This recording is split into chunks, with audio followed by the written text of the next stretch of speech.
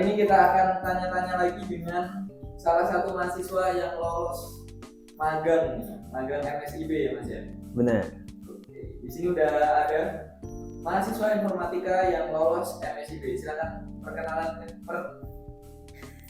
boleh perkenalkan diri dulu Mas. Langsung aja perkenalkan, nama aku Yoko dari Informatika Angkatan 2021. Oke. Berarti Mas ini lolos magang MSIB Mas ya? Ya. Oke Mas Yoko. Langsung ke pertanyaan Mas ya? Boleh. Pertanyaan pertama nih. Kenapa ikut magang MSIB? Kenapa ya? Ya karena sesuai alur aja sih, dari semester 5 udah ikut Stupen, terus semester 6-nya ya mau nggak mau harus magang biar lulusnya cepet gitu.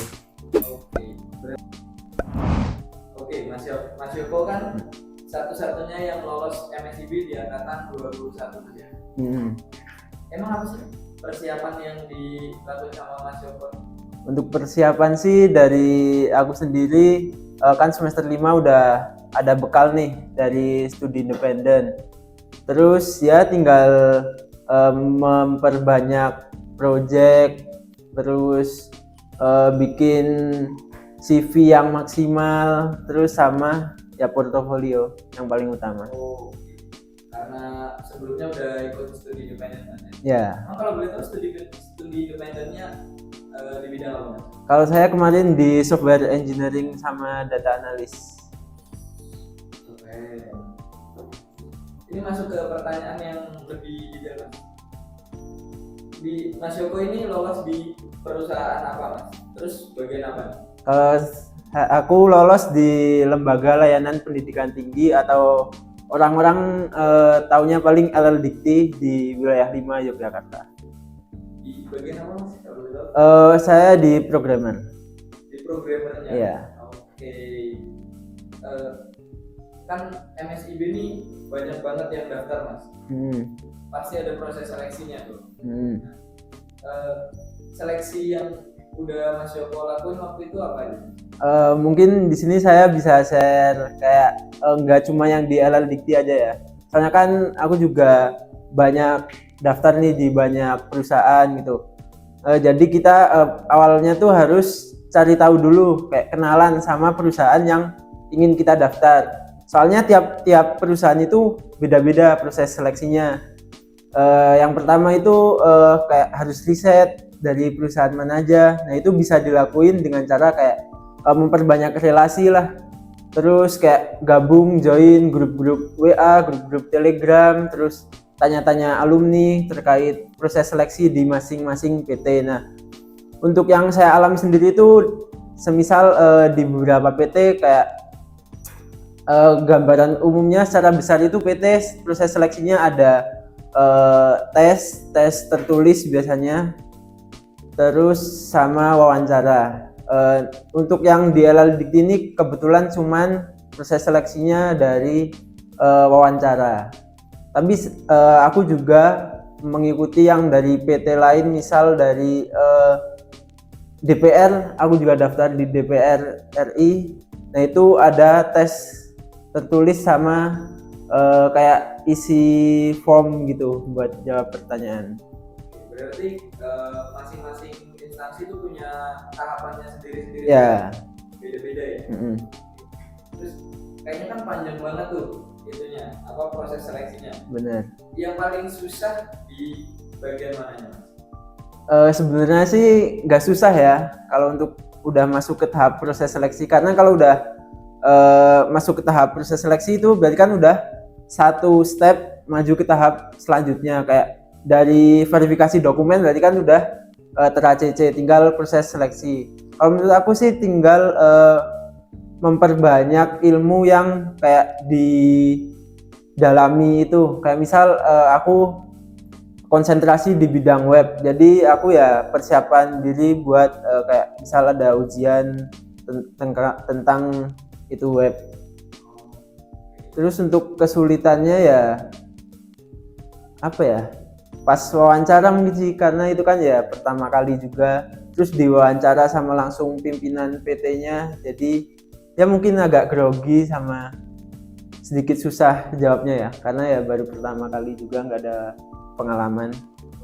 Berarti wawancaranya tuh langsung sama pimpinannya? Ya. Terus cara ngatasinnya gimana? Ngatasinnya gimana ya? Latihan terus atau gimana? Enggak sih, itu aku kemarin juga kayak wawancaranya besok malamnya aku malah main, nggak ada persiapan, jadi ya udah ngalir aja, nggak ada yang dipersiapin karena ya tadi udah ada bekal sebelumnya, jadi ya udah santai aja. Udah santai aja Mas ya. Ya. Penting punya bekal dulu. Ya. Terus pertanyaan selanjutnya,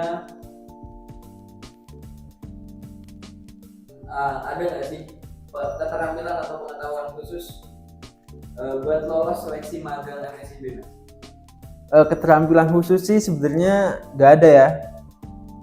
Mungkin ini disesuaikan sama bidang yang pengen kalian daftar gitu. Kalau misal saya kan daftarnya itu kebetulan programmer, jadi ya mau nggak mau harus ada bekal pengalaman kayak terkait skill programming kayak web development. Nah seperti itu. Misal kalau mau daftar di bagian UI UX gitu, desain, ya mungkin harus ada bekal terkait UI UX. Jadi kalau untuk magang ini sih nggak boleh kosongan ya, karena proses seleksinya ya ketat banget. Jadi sebisa mungkin harus ada pengalaman dan project yang real gitu. Berarti intinya udah ada portofolio gitu. Ya. Terus magang kan nih kayak kerja gitu ya Mas ya, kayak kita kerja di suatu instansi. Terus kan kita dikasih project-project gitu.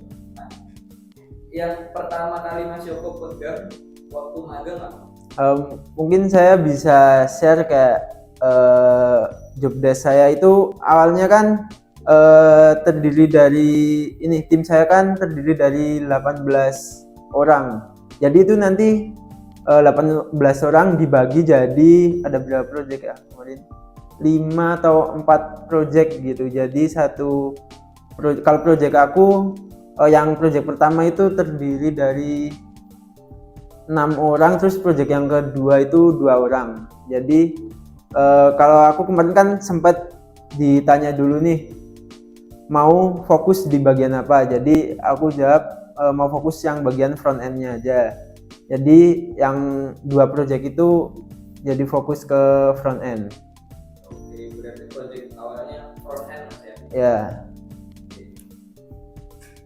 Terus kan di magang tuh ada berapa bulan Mas? Selama magang tuh? Kemarin 6 bulan kayaknya. 6 bulan ya? Ya. Nah, dari 6 bulan itu tantangan apa yang paling berkesan buat Mas Yoko? Kalau tantangan sih banyak banget ya. Soalnya kan saya kiranya tuh magang ya kayak ada mentor yang bagian IT yang udah paham terkait IT gitu. Nah sedangkan saya magangnya di kayak instansi pemerintah yang kebanyakan isinya ya maaf udah sepuh gitu kan, jadi kayak kurang paham terkait IT. Ya ada yang paham terkait IT tapi gak mengikuti teknologi yang terbaru. Jadi itu sih kesusahannya, kayak harusnya kayak kita yang menyerap ilmu dari mentor gitu, ternyata kita malah justru yang kasih banyak ilmu ke lembaganya. Sama ini sih kayak kan itu kan tim ya, jadi kayak harus nyesuaiin skill kita sama tim gitu. Misal tech stack-nya backend-nya bisanya Laravel gitu, PHP, ya udah kita harus nyesuaiin, nggak bisa egois gitu. Terus sama ini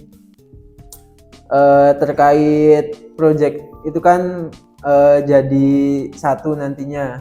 Nah itu kayak dari mahasiswa magang ini kemarin sempat kebingungan juga terkait ngelolanya mau bagaimana gitu. Berarti kesusahannya dari banyak orang bingung nggak ada mentor. Terus ya mentor ada, tetap ada, tapi kayak yang menjurus tahu projectnya kayak gimana terkait IT itu sedikit. ya. Terus kan magang 6 bulan nih tadi Mas. keterampilan apa gitu mas? Skill apa yang paling berkembang selama magang? Skill yang paling berkembang sih menurut aku ini sih kayak critical thinking aku jadi jalan banget. Karena kan kayak kita itu pas selama magang harus disuruh kayak wajib mempunyai ide-ide baru buat projectnya. Nah itu sih yang paling apa namanya? Berkembang. Ya paling berkembang. Sama problem solving juga, itu kan pasti setiap mengerjakan sesuatu itu pasti ada aja masalah. Nah itu harus di solve secepatnya. Kalau untuk terkait skill yang hard skill coding gitu-gitu ya jalan aja, itu udah pasti berkembang. Ya. Di Mas Yoko lebih ke soft skillnya mas ya. Ya. Terus kan udah selesai MSIB nih. Mau ngapain lagi mas setelah MSIB? Kan tadi rencananya saya ikut MSIB kan karena pengen lulus cepet ya. Ya berarti sekarang setelah selesai MSIB-nya tinggal skripsian sih sekarang. Okay. Ya paling sama kerja juga, freelance. Sambil freelance nih. Iya. Oke mas, pertanyaan terakhir nih. Pesan apa yang mau disampaikan buat audiens kita? Pesannya sih kalau untuk magang sendiri ya, perbanyak project real, sama belajarnya jangan setengah-setengah, terus fokusin ke satu bidang. Udah. Oke, berarti fokusnya gitu mas ya? Iya. Oke mas, terima kasih udah mau datang ke TikTok nih. Tapi boleh dong sedikit bantu promosiin konten-konten Himatik. Jangan lupa tonton terus konten-konten dari Himatik di IG, TikTok, dan YouTube. Jangan lupa untuk share, like, komen, dan subscribe. See you next video.